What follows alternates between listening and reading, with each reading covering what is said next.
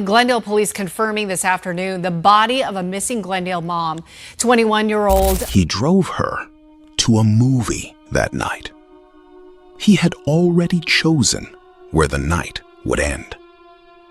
Hours before their first date even began, cell phone records placed him alone in the desert, at the exact stretch of land where she would later be found. She thought she was meeting someone new. He had already decided what was going to happen to her. This is the case of Arianna Jones and the man who planned her death before she ever agreed to see him. Arianna Jones was born on December 20th, 2004. Her name at birth was different: Arianna Guadalupe Angelica Arangore, before adoption changed the course of her life at just 3 years old. She moved through more than one home in those early years, too young yet to understand what any of it meant. At 18, she found her way back to where she started. She reconnected with her biological mother, Sophia Sardinas, and the two built a bond that had been missing for most of Arianna's childhood. It wasn't a small reunion. For both of them, it meant everything. By 21, Arianna had settled in Glendale, Arizona. She worked as a stylist, and she talked openly about wanting more: her own business one day, her name on a storefront. But the people who knew her say career wasn't what drove her most. What she wanted, above everything else, was the kind of stable family life she'd never fully had growing up. She got a version of that when her son was born. Those who knew Arianna describe her the same way, almost without exception. Devoted, determined, the kind of mother who built her entire world around her toddler. Friends say she was not the type of person who simply vanished. She checked in. She stayed reachable. That single trait would end up mattering more than anyone could have guessed. Saturday, July 4th, 2026.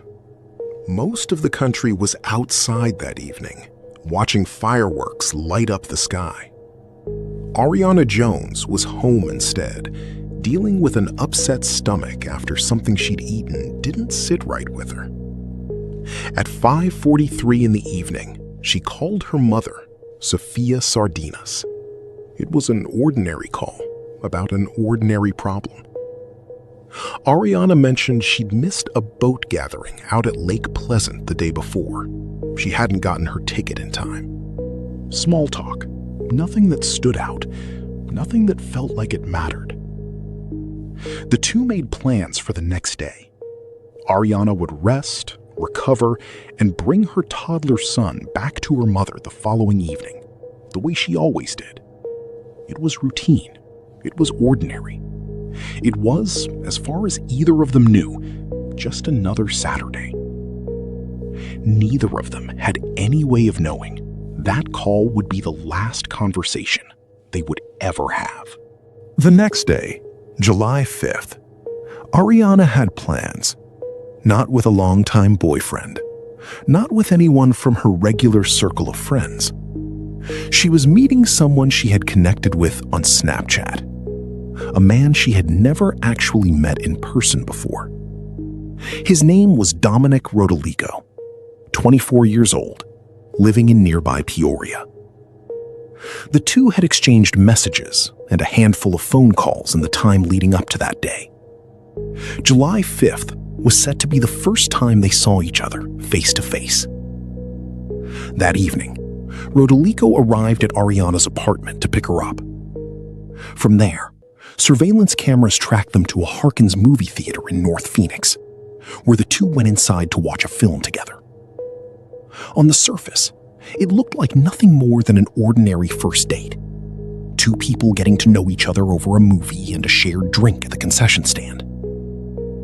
Cameras later caught them leaving the theater that night, Rodolico holding a souvenir cup from the concession stand as they walked out together. What neither the cameras nor anyone watching that evening could have known was where the two of them were headed next. Sunday came and went. Then Monday. Arianna, the woman who checked in like clockwork, who stayed reachable no matter what, had gone completely quiet. By Tuesday, July 7th, a relative could not shake the feeling that something was wrong. 2 days of silence from Arianna was 2 days too many. That relative made the call to Glendale police. Officers arrived at her apartment near 59th Avenue, expecting a routine welfare check. The kind of call that usually ends with someone simply not answering their phone. This was not that. The front door showed clear signs of damage, as if someone had forced their way inside. On the kitchen counter, Arianna's keys sat untouched, exactly where she would have left them if she planned on stepping out for only a moment. And in the corner of the apartment, her dog remained locked inside its kennel, left without food or water for days. Arianna's phone was dead. Investigators would later learn it had pinged one final time from a cell tower near Lake Pleasant on the evening of July 5th, the same night she'd left for the movies. After that, nothing. No signal, no location, no trace. Her family didn't need confirmation from police to know something was deeply wrong. They already felt it. Before we get into what detectives actually uncovered, if you're the kind of person who needs to understand how a case like this gets solved, not just what happened, this channel is built for you. Subscribe now so the next case lands in your feed. With Arianna missing and her phone gone dark, Glendale detectives turned to the one thing that doesn't lie the way people can: data. They pulled cell phone records, digital messages, and surveillance footage from the days leading up to July 5th. A friend of Arianna's told police she had plans that evening. Plans to meet up with someone for a movie. Investigators traced the messages and the calls back to one name: Dominic Rodolico, 24, of Peoria. What detectives found next didn't sit right. Rodolico's own phone showed he had been to that same remote stretch of desert near Lake Pleasant multiple times that day, hours before he ever picked Arianna up for their date. Before a single minute of their evening together had happened, he had already been out there. Detectives now had a location. They had a timeline. And they had a name that kept surfacing every time they looked closer. On Saturday, July 11th, 6 days after Arianna was last seen, search teams working the desert near Lake Pleasant made the discovery her family had been dreading. In a remote, secluded stretch of land, they located human remains in a shallow, concealed area of ground. Formal identification would take time, but investigators had little doubt about who they'd found. Near the site, officers recovered a small but telling piece of evidence: a souvenir cup from the same movie theater Arianna and Rodolico had visited 6 days earlier. That discovery didn't just answer the question of where Arianna had gone. It confirmed what her family had feared from the very beginning. this hadn't been a disappearance. It had been something far more deliberate. Within hours, Glendale police moved from searching for a missing woman to building a case against a suspect. That same day, July 11th, Glendale police moved on Dominic Rodolico. Officers found him outside his own home, in the middle of cleaning out the back of his car.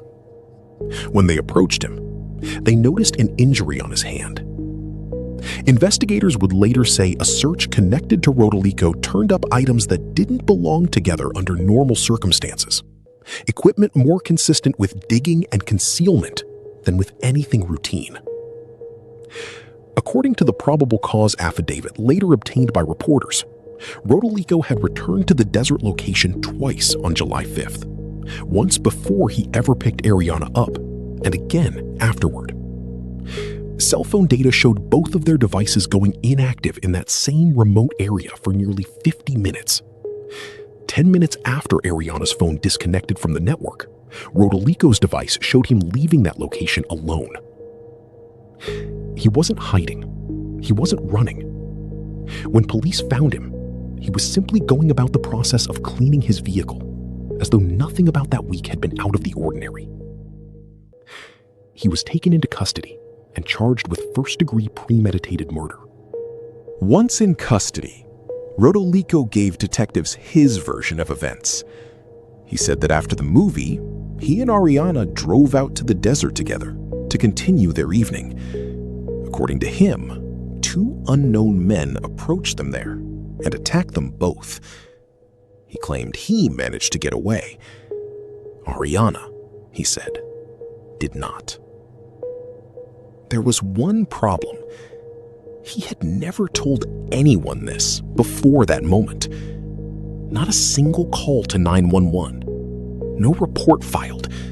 No mention of an attack to police, to a hospital, to anyone in the days between July 5th and his arrest. The only explanation he'd given his own family for the injury on his hand had nothing to do with two attackers at all. Glendale police spokesperson Jose Santiago later told reporters that Rodolico's account didn't hold up under questioning. His version of what happened kept shifting, the details changing shape each time detectives pressed him on something the evidence didn't support. Investigators compared his story against the cell data, against the surveillance footage, against the physical evidence recovered from the scene. None of it lined up with two strangers appearing out of nowhere. All of it pointed back to one person, in one location. Investigators compared his story against the cell data, against the surveillance footage, against the physical evidence recovered from the scene. None of it lined up with two strangers appearing out of nowhere. All of it pointed back to one person in one location, hours before Arianna ever arrived. Dominic Rodolico was not unknown to the justice system before Arianna's death. Court records show that in May of 2025, he was accused of impersonating an employee at a Quick Trip gas station in Peoria, walking away with roughly $200 from the register before doing the same thing at a second location in Phoenix. He was convicted on a criminal impersonation charge that November and sentenced to 2 years of probation. At the time of his sentencing, court documents listed him as non-dangerous. That probation was still active when Arianna Jones went missing. The same man deemed non-dangerous by the court months earlier was, by July of 2026, the primary suspect in a homicide investigation. Nothing in his record before this pointed to violence. Nothing suggested what investigators say he was capable of. That gap between who the system believed he was and what the evidence now showed would become one of the most unsettling parts of this case. Dominic Rodolico was formally charged with first-degree premeditated murder, along with a second charge of abandonment or concealment of a dead body. He was held on a $2 million cash-only bond. The case then went before a grand jury, which returned an indictment against him. In court, Rodolico entered a plea of not guilty to the charges. As of this recording, the case has not gone to trial. A trial date has been set for March, when prosecutors and the defense will present their arguments in full. Until then, Rodolico remains in custody, and the investigation, along with the legal process, continues to move forward. Prosecutors have pointed to one detail above all others as the foundation of their case: the timeline. The fact that Rodolico was in that desert location before Arianna Jones ever agreed to see him. Sophia Sardinas has said she plans to be in that courtroom for every hearing between now and the trial in March. She has spoken publicly about wanting people to know who her daughter actually was, not just how her story ended. A young woman who worked hard, who loved fiercely, and who was, above everything else, someone's mother. Arianna's son is 2 years old, too young right now to fully understand what happened. Old enough, according to those close to the family, to feel that something is missing. Sophia has said she intends to make sure her grandson grows up knowing exactly how much his mother loved him. In the weeks since Arianna's death, family and friends gathered to celebrate her life, remembering her the same way, again and again, as someone determined, someone warm, someone who simply wanted a stable home to call her own. The case against Dominic Rodolico is still ongoing.